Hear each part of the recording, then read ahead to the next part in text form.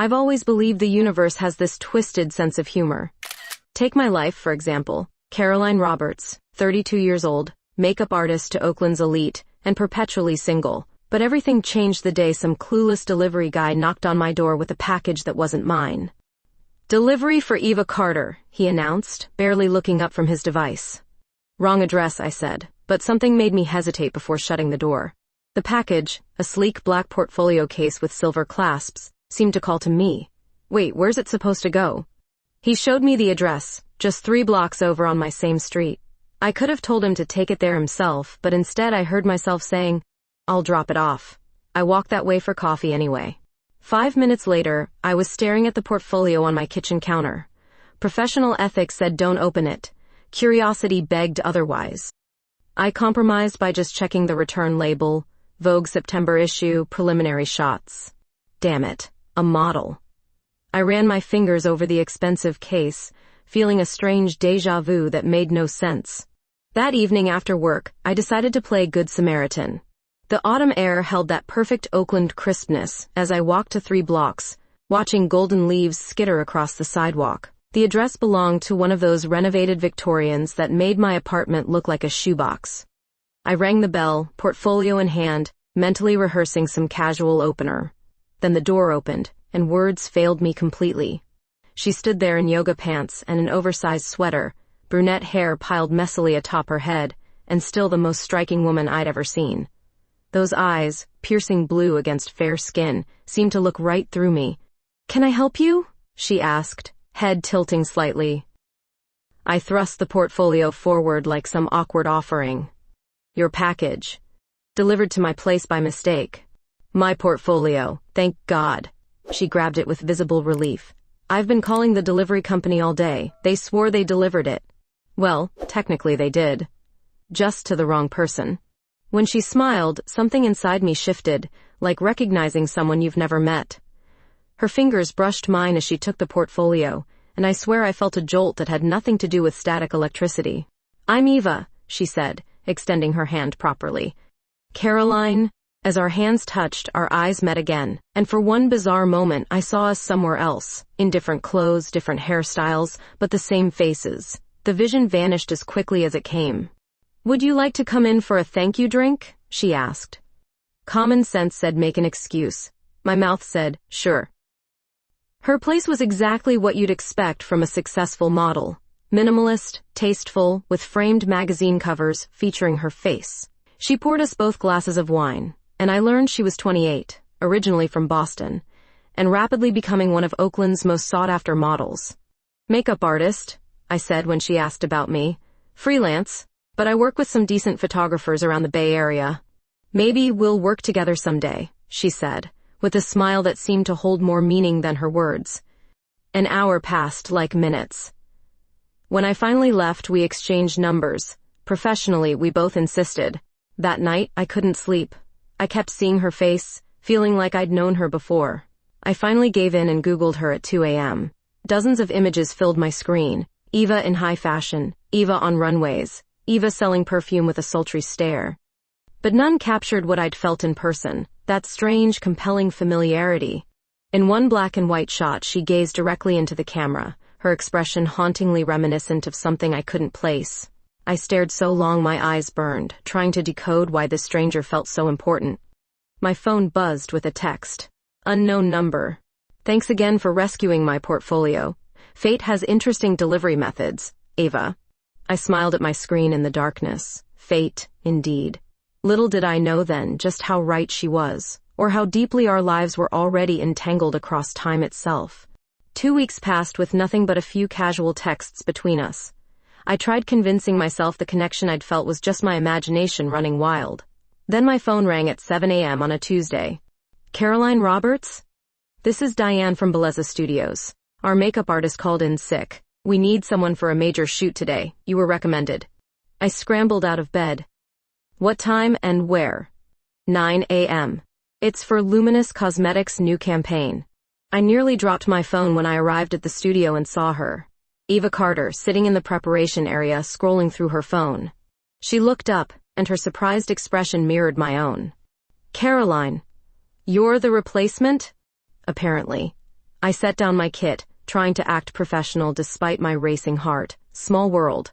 Or fate again, she said with that smile that seemed to hold secrets. The director approached.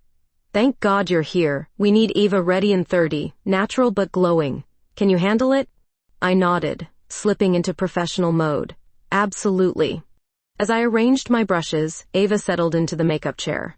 I hoped we'd work together someday, just didn't think it would be so soon. The studio bustle faded as I focused on her face.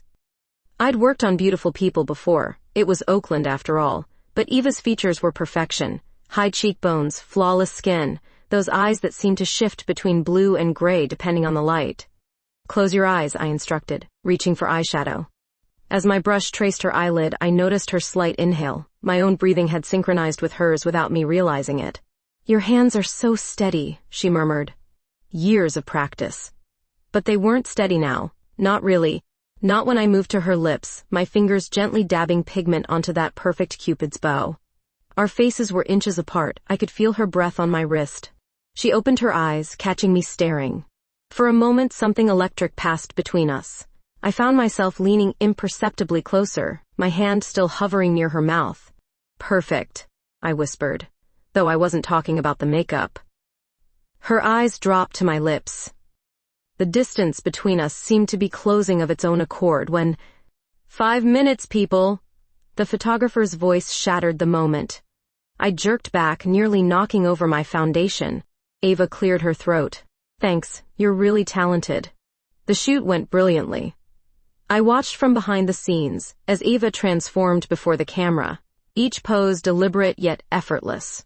Occasionally, her eyes would find mine across the studio, and that strange connection would snap between us again. During a break, a sharp-dressed man with immaculate hair approached Eva, speaking in hushed but intense tones. She nodded repeatedly, her expression dimming. When she glanced my way, he followed her gaze, giving me a cold once-over before steering her toward the refreshment table. That's James Turner, whispered a production assistant who caught me watching. Her agent. Total control freak but gets her amazing contracts. After the shoot wrapped, I was packing my kit when Eva approached. The photos will be amazing. You made me look incredible, she said. You didn't need much help. I smiled, closing my case. Listen, would you want to... Eva. James appeared beside her, hand possessively on her elbow. Car's waiting. We have that meeting. Right. She looked torn. Caroline, it was wonderful working with you. You too.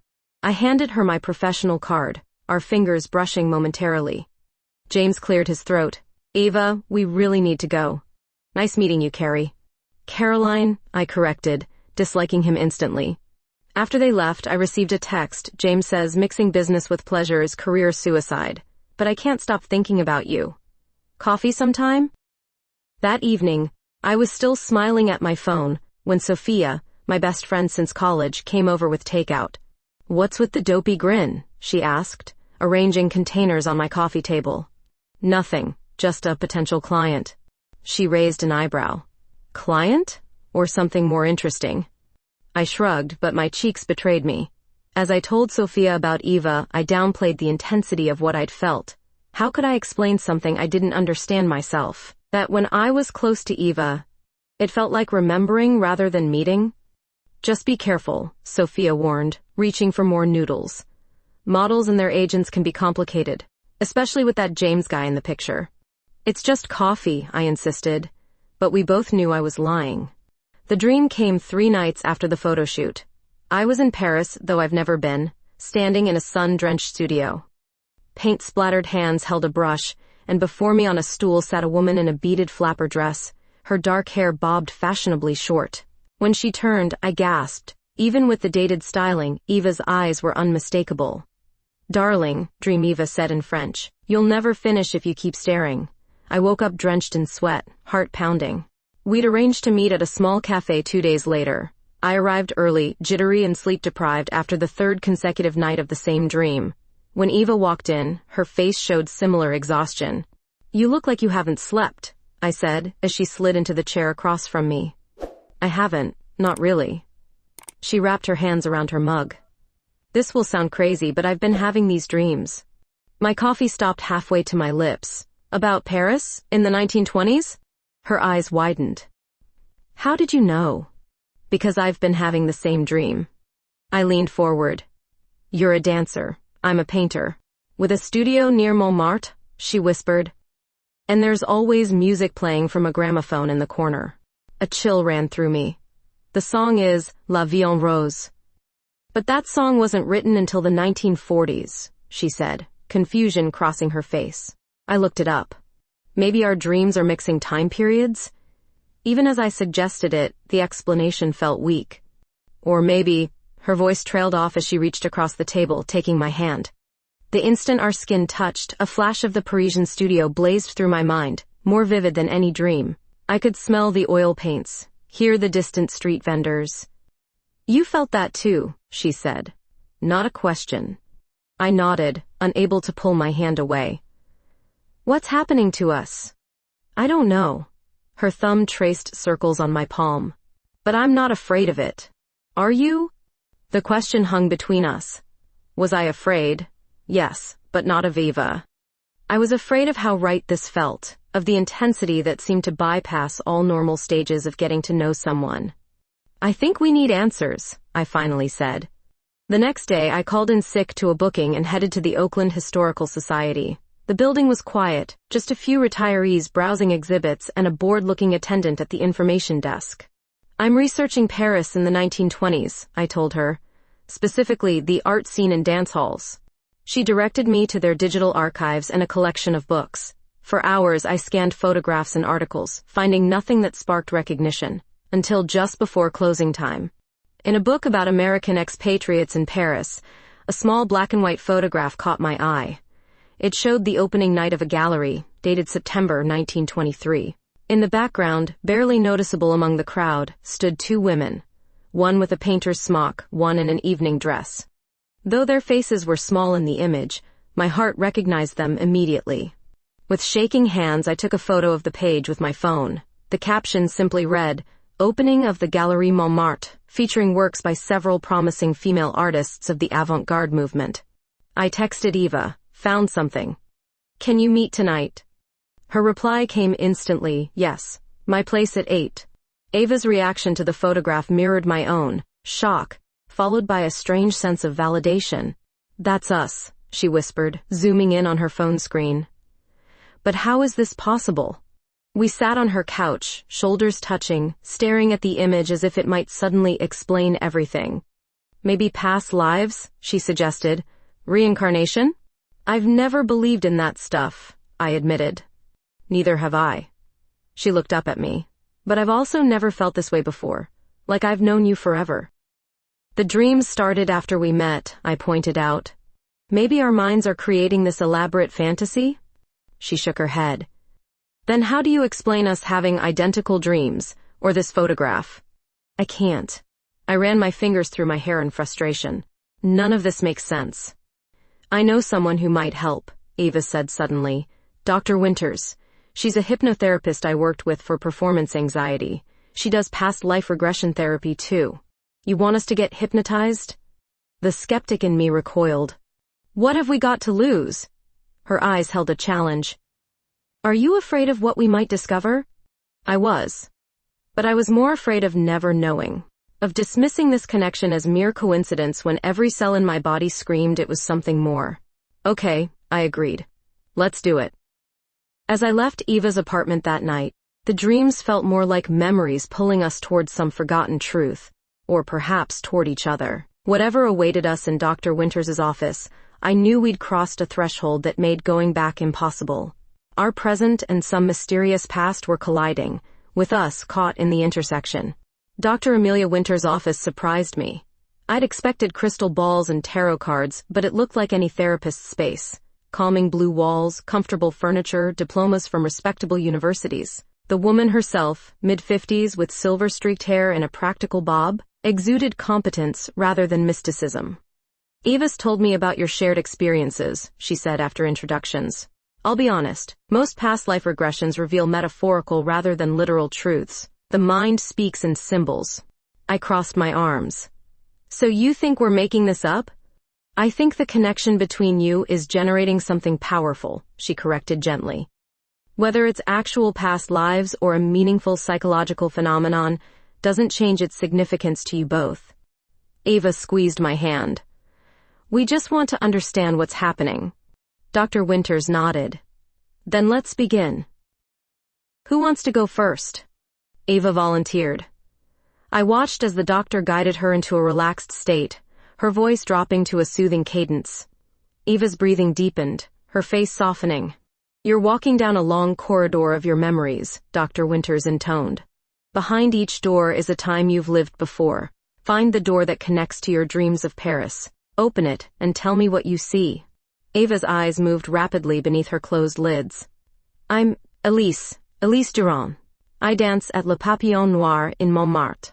It's 1922. Her voice had changed subtly, her usual cadence replaced by something more musical. What do you see, Elise? My dressing room. Flowers from admirers. But I only care about the paintings, her paintings. Whose paintings, Elise? Catherine's. Catherine Mercer, American. She captures movement like no one else, says I'm her muse. A smile touched Eva's lips. We must be careful, always careful. Meetings in secret, love in shadows. My pulse quickened. Catherine. The name resonated through me like a struck bell. Eva continued describing her life as Elise, the dance hall, their clandestine relationship, the small apartment where they could briefly be themselves. Details poured from her about streets I'd never walked, a time I'd never lived, yet it all seemed achingly familiar. The gallery opening, Eva said suddenly, her expression darkening. Catherine's first important show. I couldn't attend properly, just glimpse from the crowd. They wouldn't understand a dancer being her special friend. Her voice caught. She was so brilliant, so ahead of her time. But then what, Elise? Dr. Winters prompted. The fire. Oh God, the fire. Eva's face contorted. Her studio. All her work. I wasn't there. I was performing. By the time I heard, tears slipped from beneath her closed eyelids. Dr. Winters guided Eva back to calmness, then slowly brought her out of hypnosis. Eva blinked at me, dazed. Did it work? Yes, I whispered, stunned by what I'd witnessed. Then it was my turn. I was skeptical until Dr. Winters' voice seemed to recede down a long tunnel, and suddenly I was elsewhere. My name is Catherine Mercer, I heard myself say. I came to Paris to paint in 1920. Couldn't breathe in Boston, too many expectations. Here, I'm free. I described my cluttered studio, the smell of turpentine and tobacco, the way light filtered through the tall windows. Then I spoke of the first time I saw Elise dance, how time seemed to stop, how I knew immediately I needed to capture her movement on canvas. She became everything, I said. My muse, my secret, my life. Then I was describing our moments together, sketching her as she read by lamplight, teaching her to mix paints, falling asleep tangled together in my narrow bed. The joy in these memories was palpable, so real I could taste it. Until I reached the gallery opening, how empty it felt without Elise openly by my side. The celebration afterward in my studio with fellow artists, the knocked-over lamp, the flames that spread too quickly through paint-soaked rags and canvases. I got out, I heard myself say. But my work, everything we created together, it was burning. I went back in for one painting, just one. The portrait of Elise that showed the truth of us. My voice broke as I described the ceiling collapse, the searing pain, the darkness. When Dr. Winters brought me back, Eva was crying silently. I realized tears were streaming down my face too. You died, Eva whispered. Catherine died trying to save our portrait. Dr. Winters watched us carefully. What you both experienced was remarkably consistent. The details, the timelines, it's unusual to see such alignment. Outside in the cool evening air, we stood in silent shock. I couldn't process what had happened in that office, what it meant for us now. What do we do with this? I finally asked. Eva stepped closer, her tear-stained face inches from mine. We finished what they couldn't. Her lips met mine with a century of longing behind them. The kiss felt like remembering and discovering all at once, familiar and brand new. My hands found her waist, pulling her closer as everything else fell away. When we finally broke apart, breathless, the world seemed altered, realigned. Come home with me, she whispered against my lips. Yes, I answered. To everything. The days after our hypnotherapy session passed in a blur of intensity. Eva and I existed in our own world, trading stories about our current lives while processing revelations about our past ones. We spent nights alternating between my apartment and hers, as if making up for time stolen from us a century ago. Then came the morning Eva received the call that changed everything. "That was James," she said, her face a complicated mix of emotions as she hung up. "Lumiere Cosmetics wants me as the face of their global campaign." "Eva, that's amazing!" I sat up in bed, genuinely thrilled for her. She smiled, but it didn't reach her eyes. It would mean moving to Paris, for at least a year. Paris. The word hung between us, weighted with irony. The city that had brought our past selves together would now tear our present selves apart. "When would you leave?" My voice sounded hollow even to me. 3 weeks if I accept." She took my hand. "I don't have to go." "Of course you do." I squeezed her fingers, forcing enthusiasm. "This is the opportunity of a lifetime. But we just found each other." Her eyes searched mine. "I can't lose you again." I kissed her forehead. "It's not the 1920s. We have phones, video calls, planes. We'll make it work." Despite my reassurances, something shifted between us. A hesitancy crept in where certainty had been. Time became precious and pressured. James called constantly with contract details, flight arrangements, apartment options. "He's excited," Eva explained after one particularly long call. "Says this will catapult me to the international level." "He's right," I replied, trying to ignore the knot in my stomach. A week later, I was picking up takeout when my phone buzzed with a text from Sophia. "You should see this." Attached was a screenshot from James Turner's Instagram story. Eva and him at some upscale restaurant, champagne glasses raised. His caption celebrating new beginnings with my favorite muse. My stomach dropped. The photo wasn't romantic exactly, but the intimacy was unmistakable. Eva hadn't mentioned dinner with James. In fact, she'd told me she had a final fitting for a local designer. I stared at the image until the server called my order twice. Eva's smile looked genuine. James's hand was possessively near hers on the table. I thought back to how he'd looked at me at the photo shoot, like I was an inconvenience to be managed. That night, Eva didn't answer my calls. My texts went read, but unanswered until nearly midnight. "Sorry, long day with contracts and lawyers." "Talk tomorrow?" I lay awake wondering if history was repeating itself, if external forces would separate us again. The next day, I threw myself into work, accepting every booking that came my way. If Eva was leaving, I needed distraction. 3 days later, I decided to surprise Eva with lunch. I knew she had meetings downtown about subletters for her apartment. What I didn't expect was to see her and James emerging from an exclusive restaurant, his arm around her shoulders, her laughing at something he'd said. They didn't see me. I ducked into a doorway, watching as they walked to his car. Just colleagues, I told myself. Just business. But my trust was fracturing. When Eva finally called that evening, her voice was bright with excitement. "The contract is signed. They're flying me first class." "That's great," I managed, the image of her and James still burning in my mind. "Caroline, you sound strange." "Do I? Maybe I'm just tired from wondering why you were with James today when you told me you had subletter interviews." A pause. "You were spying on me?" "I was bringing you lunch. Surprise." Her sigh crackled through the phone. It was a last-minute thing. The Lumiere executives wanted to meet before finalizing. "And the other night? The champagne celebration?" Another pause, longer this time. "How did you—" "Instagram exists, Eva. So does Sophia. James posted that? Damn it. Look, it wasn't what it looked like. He wanted to discuss strategy for Paris. Strategy that required champagne and secrecy? I didn't tell you because I knew you'd react exactly like this.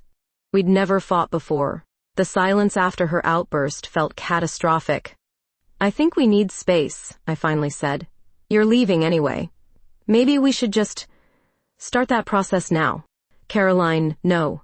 Her voice broke. "Please, we can fix this. We're meant to be together. You know that better than anyone." "Do I? Because right now, all I know is you're going to Paris with a man who clearly wants to be more than your agent, and you're lying to me about it." "That's not fair." "Maybe not. But neither is history repeating itself." I hung up, then turned off my phone. That night, I dreamed not of 1920s Paris, but of fire, consuming everything I loved while I stood helpless, watching it burn. 3 days of silence stretched like years. I threw myself into work, accepting a music video gig that required aging a 20-something singer into her elderly self. Transformation felt appropriate. I was becoming someone else too, someone harder, more closed off. I'd turned my phone back on, but Eva's messages remained unread, her voicemails unheard. Moving on seemed the only rational choice. After all, what did we really have? A few weeks of intensity based on, what, dreams? Hypnosis-induced fantasies? Yet every night, Catherine's memories haunted me. Her passion for art, her devastating love for Elise, her final desperate act to save their portrait. These weren't just dreams anymore. They were too consistent, too detailed, too raw. On the fourth morning, I made a decision. I needed more answers, not fewer. If I was going to move forward, with or without Eva, I needed to understand what had happened to us completely. I returned to Dr. Winters's office without an appointment. "Caroline," she said, genuinely surprised to see me in her waiting room. "I don't have any openings today, but I just need to know if what happened was real," I blurted out. Could Eva and I have shared some kind of collective delusion? Dr. Winters studied me for a moment, then waved her next client to wait. "Come in for 5 minutes." Inside her office, she didn't invite me to sit. In 30 years of practice, I've conducted hundreds of regression sessions. What happened with you and Eva was extraordinary. The overlapping details, the emotional coherence. It's not something that can be faked or coincidentally aligned. "So you believe we were these people? Catherine and Elise?" "I believe something profound connects you across time." She paused. "Where is Eva now?" I looked away. "We're taking space." "I see." Her tone made it clear she saw more than I'd admitted. "Caroline, may I suggest something? Whatever you decide about your relationship, consider one more session alone. There might be more you need to understand about Catherine's story." That afternoon, I lay on Dr. Winter's couch, slipping more easily into hypnosis this time. The regression took me deeper into Catherine's memories. Not just her relationship with Elise, but her art, her struggles in a male-dominated field, her vision. Then came the revelation that shattered me.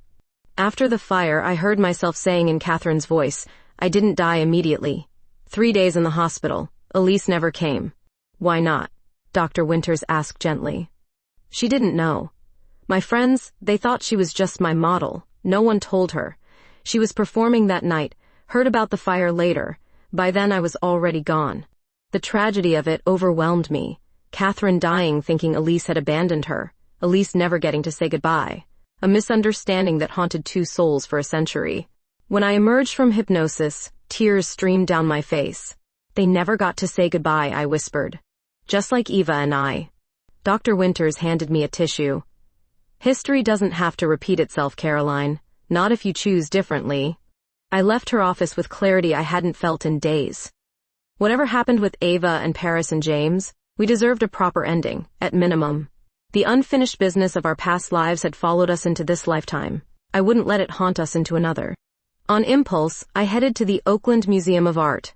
I needed to be surrounded by paintings, by persistence of vision across time. Walking through the galleries, I found myself drawn to a small exhibit of early 20th century works. And there it was, a sensation like electricity, when I saw the small card, recently discovered, works from the Parisian avant-garde, 1920 to 1925. The collection was touring from France, paintings recovered from a sealed storage room in Montmartre, preserved for decades after being rescued from various studios before building renovations. Most artists were listed as unknown, their signatures lost to water damage or time. But one canvas made my heart stop. A dancer in mid-turn, her face in profile but unmistakably Eva's, or rather, Elise's. The brushwork was bold, the emotion palpable.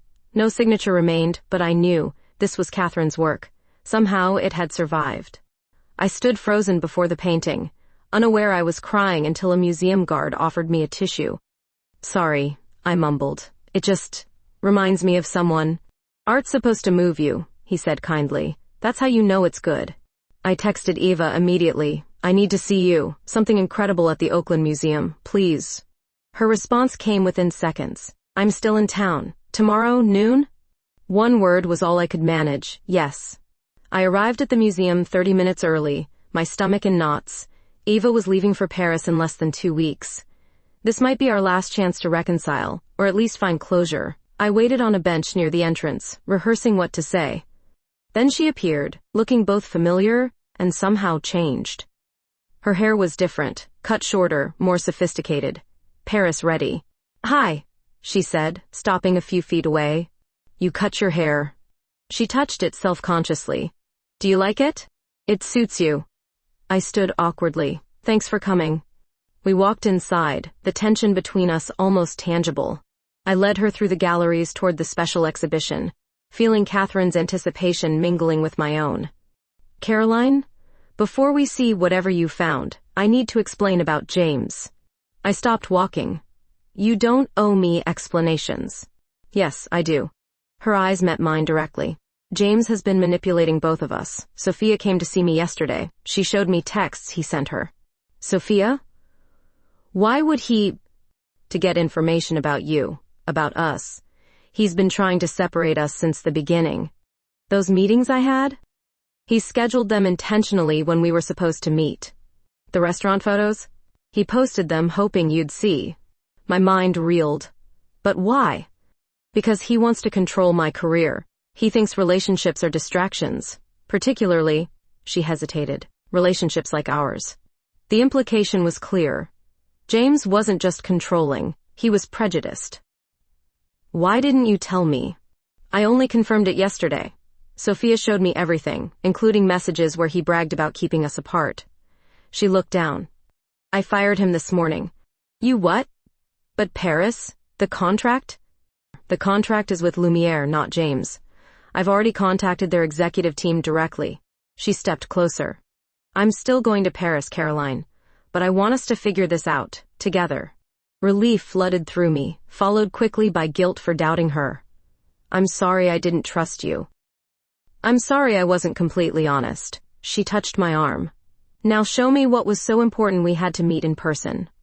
When we reached the exhibition, I guided her to the dancer painting without explanation. Her reaction was everything I'd hoped for, immediate recognition, followed by wide-eyed wonder. That's Elise," she whispered. "That's me." "Catherine's work survived," I said softly. "Not everything was lost in the fire." Eva stared at the painting, transfixed. "It's extraordinary. You captured her, my essence completely."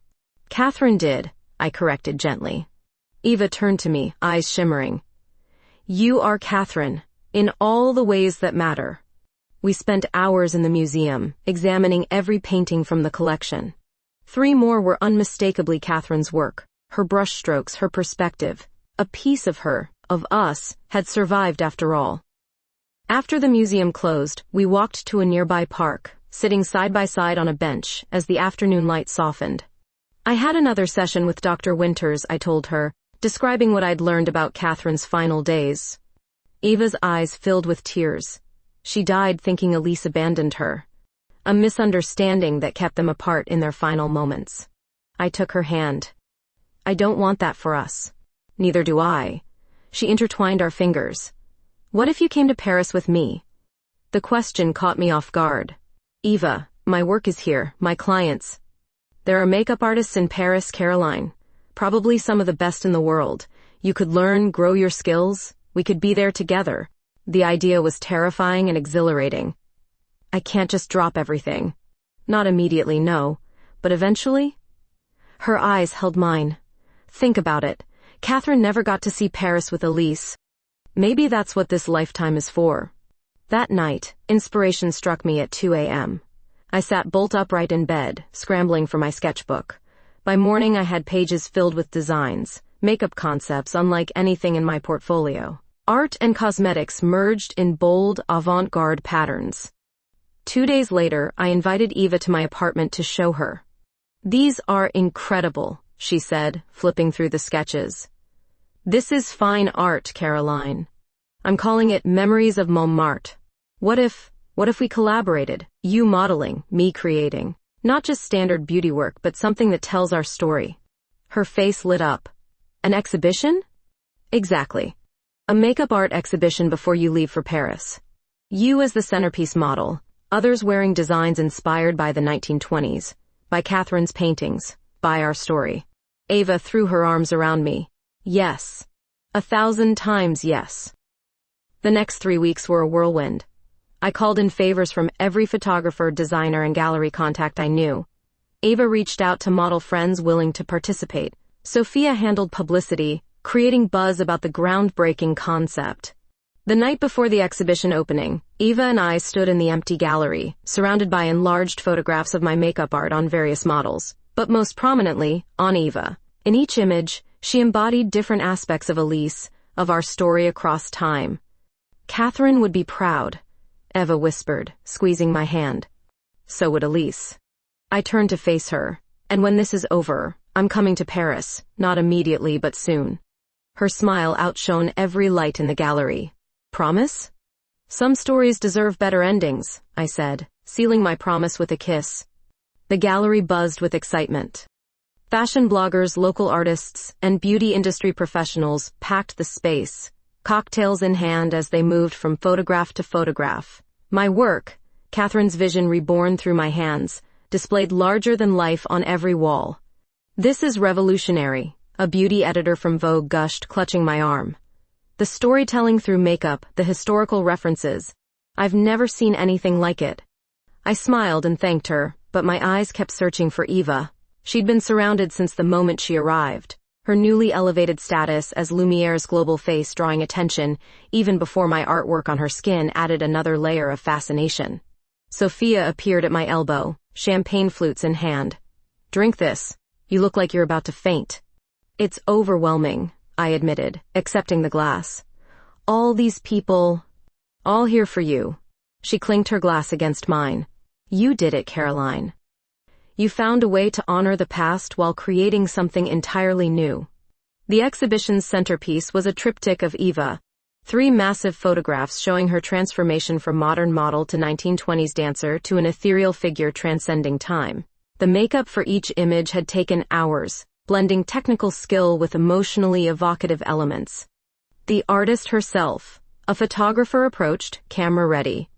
Mind if I get a few shots of you next to your work? As he positioned me before the triptych, I finally spotted Eva making her way toward us, radiant in a vintage-inspired gown that echoed Elise's era while remaining firmly contemporary. Wait, I said to the photographer. Can you include her? She's as much a part of this as I am. Eva slid beside me, her arm circling my waist. Sorry it took so long to reach you. Everyone wants to talk about Paris. And when do you leave? The photographer asked, snapping away. Next week, she said, her grip on me tightening slightly. And your makeup artist? Will she be joining the Lumiere team there? Before Eva could answer, I said, eventually. We have some logistics to work out first. The photographer lowered his camera, sensing a story. So you two are... Eva turned to me, a question in her eyes. We hadn't discussed how public to be. In that moment, all I could think about was Catherine and Elise, forever hiding, forever careful. Not this time. I pulled Eva closer and kissed her, right there among the flashbulbs and gasps. It wasn't planned or calculated, just the most honest response I had. When we broke apart, Eva's eyes were shining. The photographer was grinning, capturing the moment with rapid clicks. Does that answer your question? Eva asked him, not looking away from me. It became the image that launched everything. Us kissing against the backdrop of my art, Eva's hand cupping my cheek, my fingers tangled in her hair. By morning it was everywhere. Lumiere's new face finds love with visionary makeup artist. We'd barely made it back to my apartment that night when Eva's phone exploded with notifications. James, she said grimly, scrolling through messages. He's livid. I read over her shoulder, what the hell were you thinking? This stunt could cost you everything. Call me immediately. What are you going to do? I asked, suddenly worried we'd been reckless. Eva turned off her phone entirely. Nothing. He's not my agent anymore, and Lumiere knew about us when they signed me. They did? I told them during final negotiations. They were surprisingly supportive. Said my authentic life story added dimension to their brand narrative. She rolled her eyes. Corporate speak for your love life makes good PR. I laughed, relieved. So kissing publicly won't hurt your contract? On the contrary. She wrapped her arms around my neck. Though I think we should practice more, just to perfect our technique for future photo opportunities. The exhibition's success exceeded all expectations. Art blogs covered it. Beauty magazines requested interviews. A prominent gallery owner approached me about a more extensive show. 2 days later, however, James made his final desperate move. A gossip site published an exclusive insider story about Eva and me. Details about our hypnotherapy sessions, our past life beliefs, intimate moments we'd shared. The source was anonymous, but we knew. I panicked, certain this would make us laughingstocks. Everyone will think we're crazy. Eva remained calm, scanning the article on her laptop. Actually, this might be the best thing James could have done for us. How? He's painting us as delusional. Read the comments. I looked at the responses below the article. Instead of mockery, people were fascinated.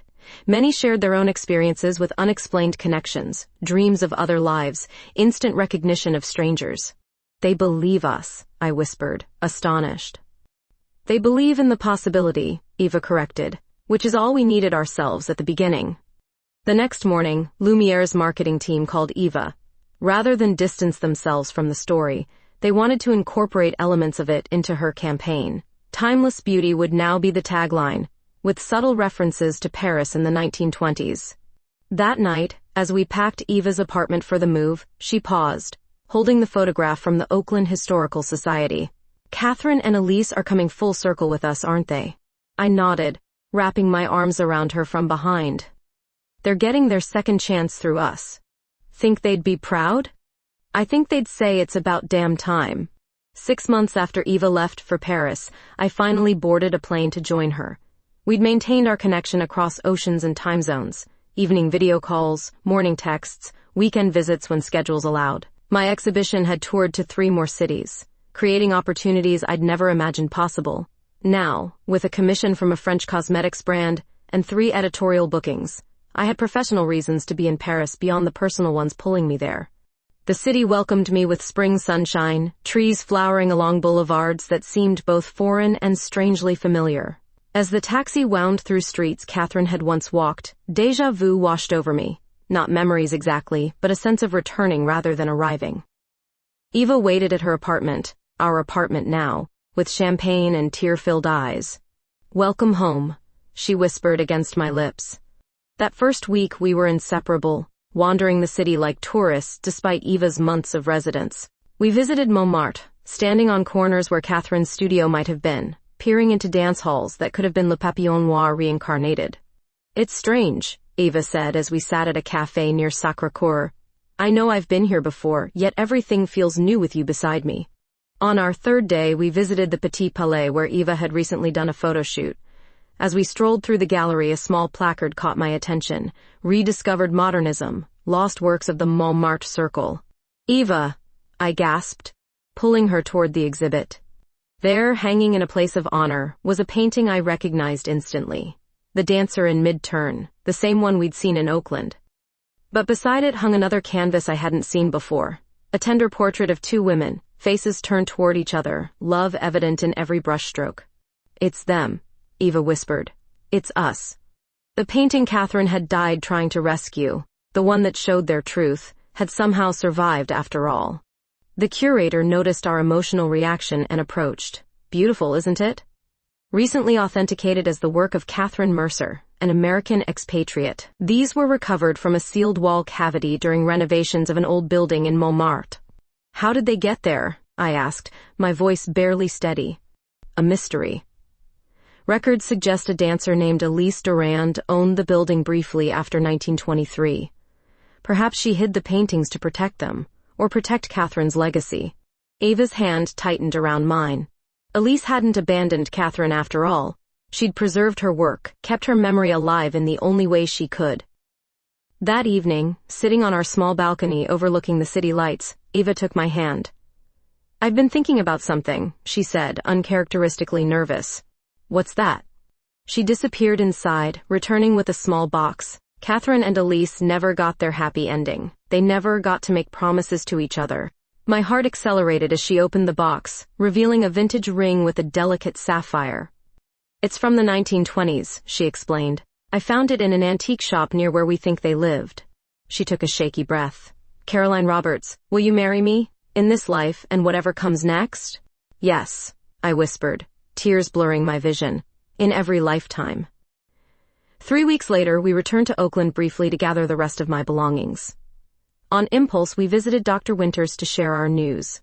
"I'm not surprised," she said, smiling at our engagement. "Some connections are simply too strong for time to erase." "Do you think we'll find each other again?" Eva asked. "In the next life?" Dr. Winters considered this. "I believe souls that belong together create patterns across time, like cosmic fingerprints that match only each other. Your souls recognized each other once. They'll do so again." On our final evening in Oakland, we took a sunset walk along the bay where our current journey had begun. The city lights reflected on the water, stars emerging overhead. "Do you ever wonder if we're truly them?" I asked. "Catherine and Elise? Or if we're just connected to them somehow?" Eva considered this, watching the waves. "I think the lines between past and present, between their souls and ours, are more fluid than we understand. Maybe we're not them exactly, but we're carrying their story forward, completing what they couldn't." "And what's our story?" I asked, wrapping my arm around her waist. "Our story is just beginning," she replied, kissing me under the vast California sky. "But unlike theirs, ours won't be cut short. We have time now, all the time we need." As we boarded the plane back to Paris the next day, I realized we'd come full circle. Catherine and Elise began in Paris and found each other again in Oakland. Eva and I began in Oakland and found our future in Paris. Not an ending at all, but a continuation, across cities, across time, across lifetimes. Some loves are simply too profound to be contained in a single existence. They echo through eternity, finding their way home again and again, no matter what separates them.